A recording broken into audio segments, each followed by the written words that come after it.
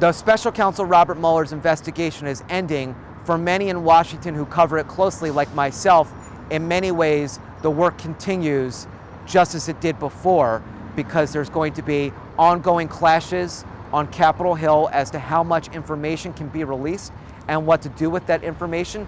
There are going to be continuing stories about the substance of the special counsel's nearly 2-year-long investigation, what he found, what he didn't find, and what impact that has on the Trump administration and the remainder of the Trump presidency. There are just a couple things that the Attorney General has to provide to Congress. One is notification that Mueller's investigation has concluded. He also has to advise them of something else that's really specific and interesting, and that is any moment in which an investigative step or action that was proposed by the special counsel was rejected or turned down by the Justice Department. So that's something he's actually required under the regulations to provide. And that's it. But what he committed to do at his confirmation hearing was to make as much of the information from Mueller's report and as much of his findings public as possible, as permitted under the law.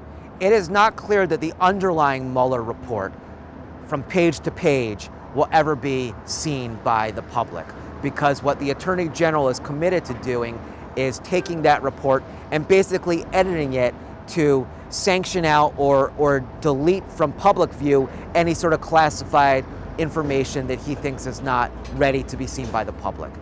However, there is a scenario in which Congress could attempt to subpoena the document itself, or subpoena the special counsel to say, we want you to come to Capitol Hill and we want to ask you exactly what you found and we want you to tell us. One thing that the Attorney General said at his confirmation hearing, he was asked specifically about this idea of, will you let the president's attorney, Rudy Giuliani, receive and edit any report that is transmitted before it's publicly released? And he said unequivocally no.